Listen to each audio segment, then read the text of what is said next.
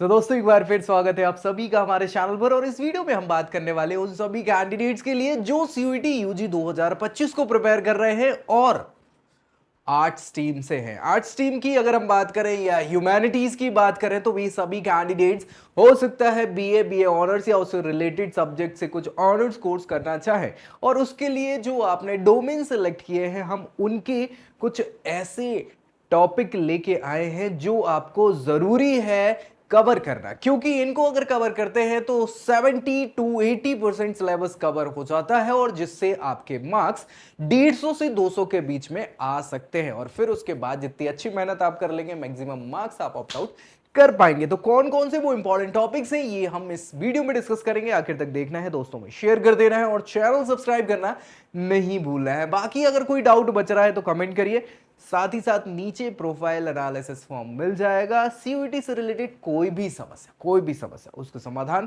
आपको मिल जाएगा। हमारी टीम कांटेक्ट करेगी और क्या होगा आपके लिए बेस्ट ये बताएगी। ठीक है, तो उसको फिल करना है अगर कोई समस्या आती है तो।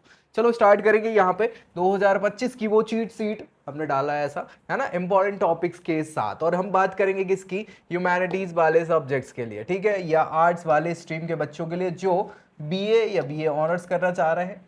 इसके अलावा मास कम्युनिकेशन वाले बच्चे भी, साइकोलॉजी ऑप्ट करने वाले, सोशियोलॉजी ऑप्ट करने वाले और बहुत सारे ऑप्शंस हैं बीए के कोर्सेज के ऑनर्स के। ठीक है ना भाई। तो उनमें मोस्टली जो सब्जेक्ट हमें चूज करने होते, 3 सब्जेक्ट हमें चूज करने होते डोमेन सब्जेक्ट, और उन 3 सब्जेक्ट्स में से हम 3 4 5 की बात कर सकते हैं। मतलब एक जो है वो हो सकता है आपका हिस्ट्री, एक हो सकता है पॉलिटिकल साइंस, है ना।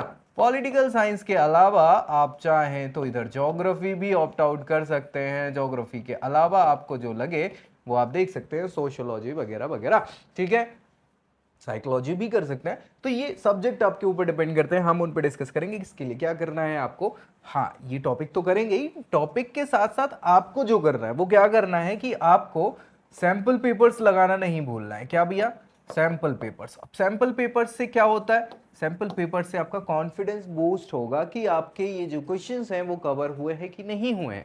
साथ ही साथ एक गलती नहीं करना है जो बहुत सारे बच्चे कर लेते हैं, पी बाई क्यू सॉल्व नहीं करते हैं। तो 3 ही साल हुए हैं सीयूईटी आए हुए, 2022, 23 और 24। इन 3 पेपर्स को आपको पर्टिकुलर सब्जेक्ट के लगा लेने हैं ताकि आपको ये तो आइडिया हो जाए कि किस टाइप के क्वेश्चन आते हैं।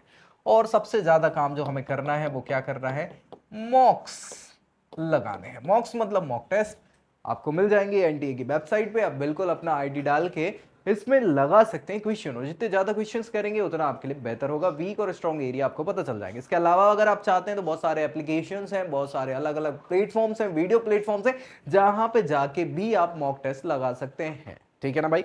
चलो तो आप स्टार्ट कर लेते हैं अपना जो इंपॉर्टेंट है वो टास्क। सबसे पहले सब्जेक्ट वाइज हम इंपॉर्टेंट टॉपिक देखेंगे हिस्ट्री के। देख पा रहे होंगे ना, हिस्ट्री, अरे बहुत बढ़िया। हड़प्पन सिविलाइजेशन बहुत ही इंपॉर्टेंट टॉपिक है और यहां से पिछले सालों में बहुत सारे क्वेश्चंस आए हैं, तो इसको नहीं छोड़ना है।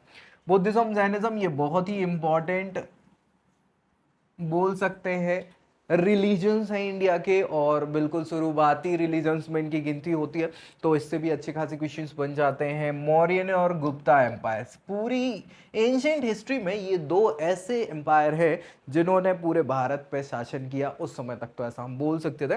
भारत के अलावा और दूसरे देशों पे भी इनका राज था, आज के पाकिस्तान अफगानिस्तान तक का इनका हाँ शासन हुआ करता था। तो बहुत ही इंपॉर्टेंट ये एम्पायर्स है जिसको पढ़ना है। भक्ति और सूफी मूवमेंट, ये आप याद रखिए मिडिवल हिस्ट्री में जब हमारे यहाँ मुगल एम्पायर चल रहा था, मुगल्स के समय पे ही कुछ चेंजेस आए हैं देखने को, तो भक्ति और सूफी मूवमेंट्स चले हैं, उनको आपको पढ़ना है। यहाँ से अच्छे खासे क्वेश्चंस बन जाते हैं। और फिर रिवॉल्ट ऑफ 1857, और ये वो रिवॉल्ट है जिसने कहीं ना कहीं भारतीयों में भारतीयता लेके आई। ठीक है, फिर इसके बाद इंडियन नेशनल मूवमेंट्स 1857 टू 1947, जब तक हम आज़ाद नहीं हो गए। सो यहाँ से मैक्सिमम क्वेश्चंस हिंदी हिस्ट्री में बनेंगे और इनके टॉपिक्स कवर करना बिल्कुल नहीं भूलना है। इसके अलावा जितना कर पाओ वो बेहतर है आपके लिए। कैसे करना है वो मैंने बता ही दिया है, sample papers, P Y Qs, mocks, जितना लगा पाओ आपके लिए अच्छा होगा। ठीक है, सेकेंड हम अपने सब्जेक्ट की ओर आते हैं, और दूसरा ऑप्ट करने वाले बच्चे जो हैं पॉलिटिकल साइंस भी ऑप्ट कर सकते हैं। पॉलिटिकल साइंस की अगर हम बात करें तो ये बेसिकली फोकस जो है वो पॉलिटिकल सिस्टम पे है इंडिया के, और पॉलिटिकल सिस्टम से पहले हमारे कॉन्स्टिट्यूशन ऑफ इंडिया की हम बात करें तो यहीं से बहुत सारे क्वेश्चंस बनते हैं। कॉन्स्टिट्यूशन ऑफ इंडिया बहुत ही इंपॉर्टेंट टॉपिक है।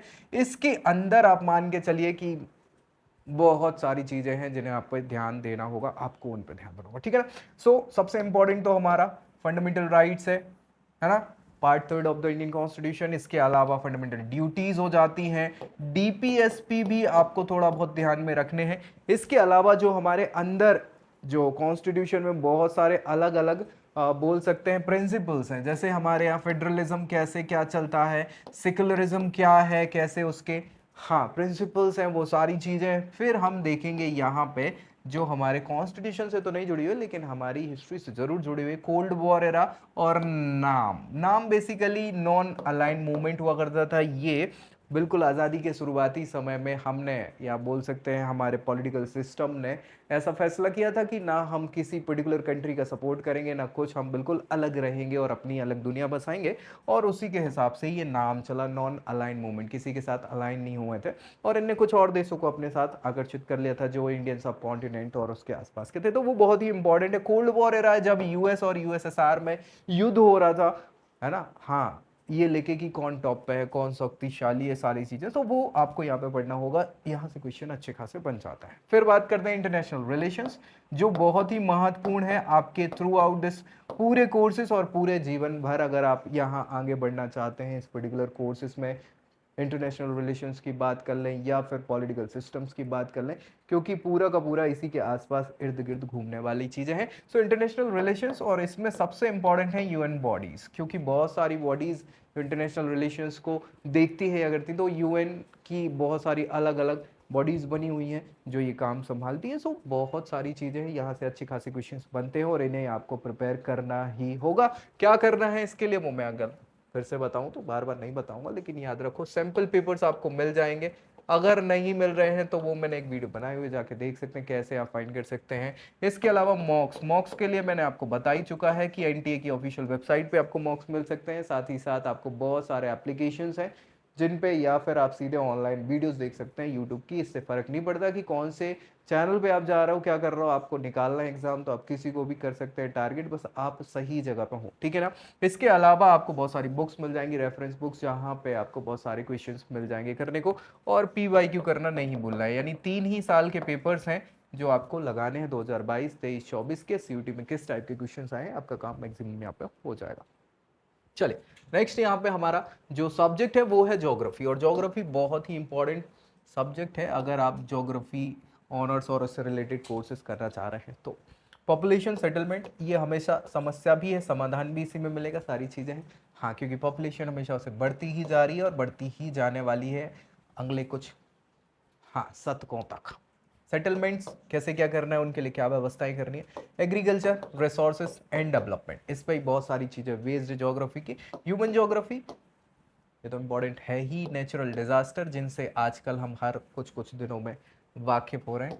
और इंडिया की जो मैप है उसकी प्रैक्टिस करना है, क्योंकि चाहे वो रिवर्स हो, चाहे मिनरल्स हो, चाहे कोई भी चीज़ हो, यहाँ पे आपको पता होना चाहिए माउंटेन्स, प्लेट्यूज और जो भी सारी चीज़ें हैं, उससे बेहतर रहेगा आपका ये पूरा का पूरा ज्योग्राफी का सिलेबस। मतलब पूरा तो नहीं है, ये मैक्सिमम सिलेबस है जिससे 150 से 200 मार्क्स आप ऑप्ट आउट कर सकते हैं सीओईटी में। चलिए नेक्स्ट हम टॉपिक की बात कर ले, सब्जेक्ट की बात करें, साइकोलॉजी। और साइकोलॉजी मतलब मनोविज्ञान। सो इसमें इंटेलिजेंस और एप्टीट्यूड जो सबसे इंपॉर्टेंट यहाँ पे आपका टॉपिक है, और इससे सबसे ज़्यादा क्वेश्चंस पूछे गए हैं अभी तक, तो आपको इसको बहुत अच्छा कर लेना है। साथ ही साथ आपकी पर्सनालिटी और उसके क्या क्या डेवलप करने के सोर्सेस हैं, कौन कौन सी मेथड है, कौन कौन से प्रिंसिपल्स हैं, वो सारी चीज़ें, स्ट्रेस और उसको कैसे कोप करना है, कोपिंग, ठीक है, ये अच्छा खासा टॉपिक है। और साइकोलॉजिकल डिसऑर्डर, जो सबसे ज़्यादा लोग परेशान है, ठीक है। और फाइनली सोशल इन्फ्लुएंस और ग्रुप प्रोसेस, इससे आप क्या कर सकते हैं, इन डिसऑर्डर्स को दूर कर सकते हैं, ठीक है। सो ये सभी टॉपिक्स हैं जो बहुत इंपॉर्टेंट है और यहाँ से क्वेश्चंस बने हैं। इनके लिए भी अगेन आपको रेफर करना है एनसीईआरटी, और इसमें नई वाली तो आपके पास होगी ही, नई के साथ साथ आपको ऑनलाइन पुरानी वाली भी मिल जाएगी जिसमें बहुत सारे टॉपिक्स आपके कवर हो जाएंगे। बाकी तो आपको वही सारी चीज़ें हैं जो मैं पहले भी बता चुका हूँ, सैम्पल पेपर्स, पीवाईक्यूज और मॉक्स, ठीक है। जितना ज़्यादा करेंगे वो आपके लिए बेहतर होगा, मैक्सिमम मार्क्स आपके आ सकते हैं इससे।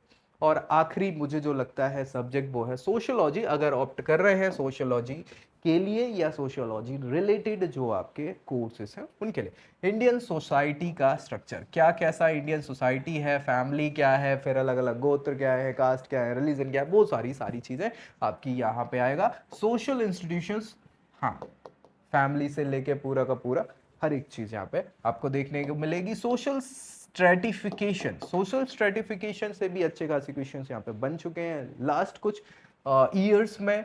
तो PYQs में आप देख लेना इसको जरूर, क्योंकि यहाँ से अच्छे खासे क्वेश्चंस बनते हैं। सोशल चेंज और डेवलपमेंट इन इंडिया, हमारे यहाँ कैसे क्या चेंजेस आए, अगर हम हिस्टोरिकल बैकग्राउंड पे जाएं तो बिल्कुल एंशिएंट हिस्ट्री से लेके आज के क्या कैसे आज़ादी के बाद के माहौल की बात करें तो वो सभी चीज़ें आपको यहाँ पे देखनी होंगी और यहाँ के ये क्वेश्चंस आपको मैक्सिमम पूछे जाएंगे। तो ये पूरी बात हो जाती है किसकी, हमारे आर्ट और ह्यूमैनिटी से रिलेटेड सब्जेक्ट्स की, जो आपको अच्छे से कर लेना है ताकि आप मैक्सिमम मार्क्स ऑप्ट आउट कर पाएं और आपके जो भी टारगेटेड कोर्स है, यूनिवर्सिटीज़ हैं, वो आपको मिल पाएं। मुझे लगता है कि चीज़ें हमने क्लियर कर ली हैं, लेकिन अगर फिर भी कोई डाउट बच जाता है तो ज़रूर कमेंट करिए ताकि रिजॉल्व किया जा सके। दोस्तों में इसको शेयर करना है, चैनल सब्सक्राइब करना नहीं भूलना है और नीचे प्रोफाइल एनालिसिस फॉर्म भी है अगर कोई और समस्या आती है। ठीक है, सो नेक्स्ट वीडियो में अगली जानकारी के साथ, मुझे लगता है साइंस वाले बच्चे भी वेट कर रहे होंगे कुछ इंपॉर्टेंट टॉपिक्स का, तो अगली वीडियो में हम मिलेंगे उसके साथ। तब तक के लिए जय Hind. I hope you like this video. For more such videos, keep watching our channel. And do not forget to like, share and subscribe.